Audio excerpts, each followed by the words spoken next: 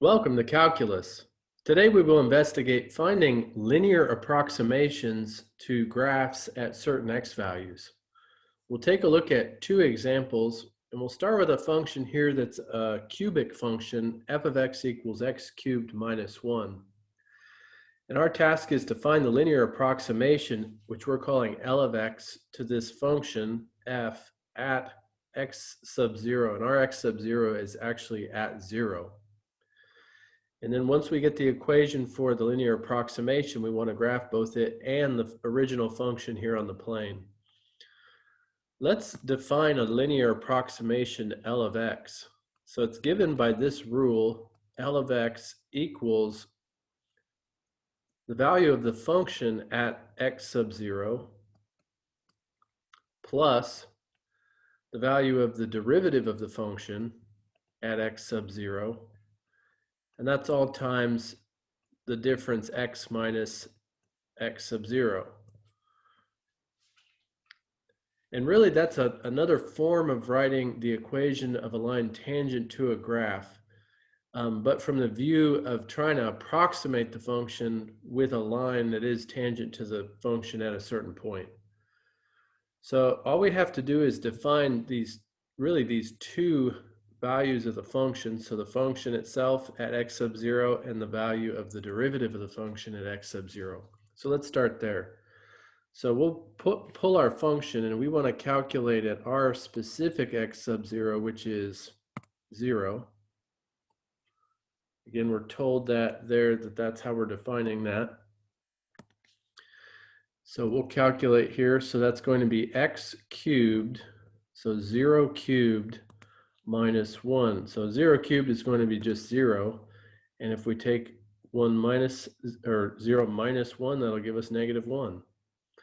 So we'll start to fill in here for our version, L of x equals negative 1 plus, so the next thing we want to make sure to calculate is the derivative of f evaluated at that same x sub 0.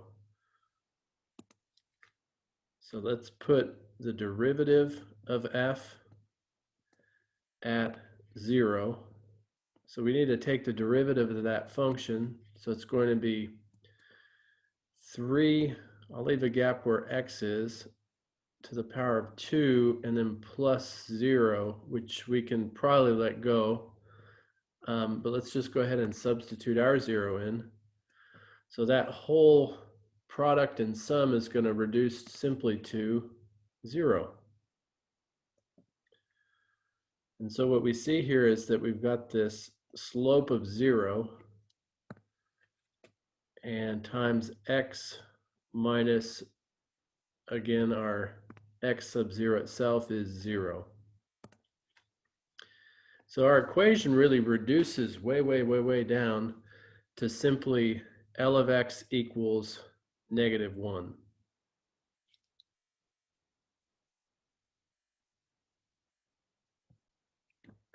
So we'll record that. And notice my variable does fall out because I'm multiplying it times this 0. So this is going to be a perfectly horizontal line going through the y-axis at negative 1. So we can graph that here very quickly. There's the linear approximation to the graph. And we also want to graph that function x cubed minus 1. So I'm going to label that, that's L of x. And let's graph f of x here as well. So it's going to be x cubed minus 1. So it's a cubic function just shifted down 1. So its normal value will be at 0, 0. That's shifted down to 0, negative 1. At 1, its value would be 1, but I'm subtracting 1 again, so it's at 0. And then at 2, its value would be 8. I'm subtracting 1, that's 7. And then I can mirror those points on the left by just going down 1 and then decreasing down an additional 7. So that'll take me to negative, in fact, negative 9.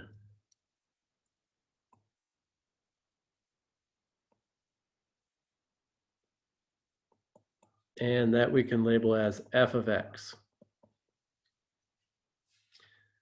So what we could see there is that with this cubic function, our local linearization is going through the inflection point, which is going to have a slope exactly of 0. Let's take a look at a second example involving a natural logarithm function.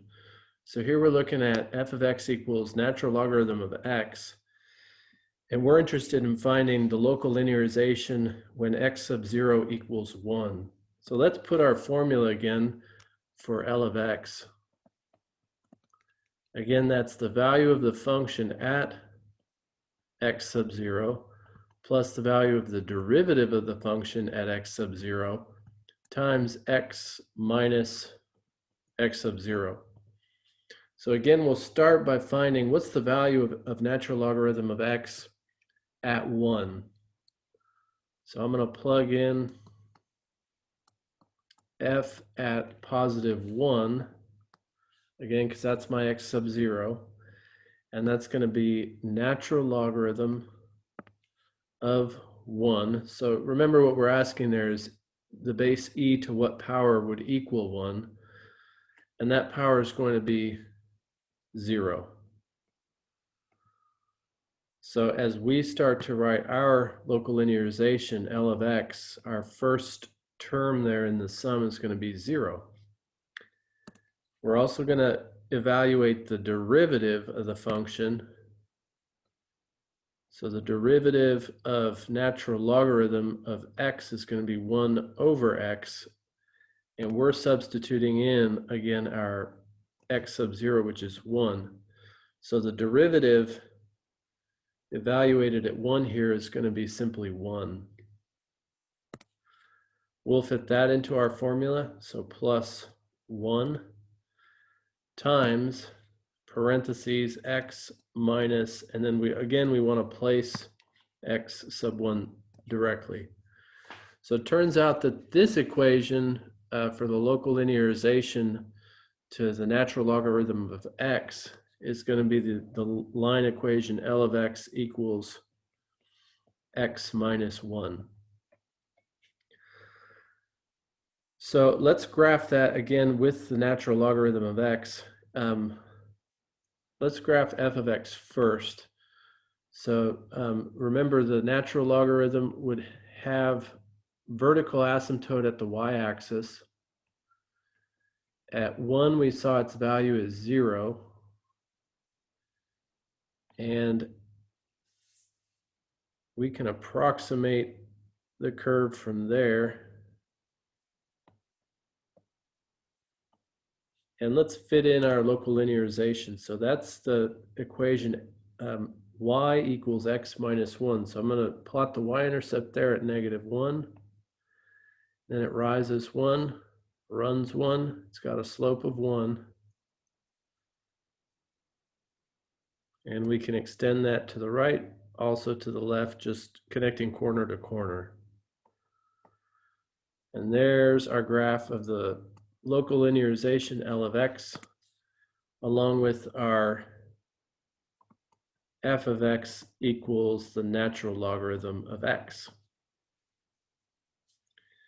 Well, thank you for joining for this investigation of writing linear approximations to functions using this rule involving differentials. See you soon.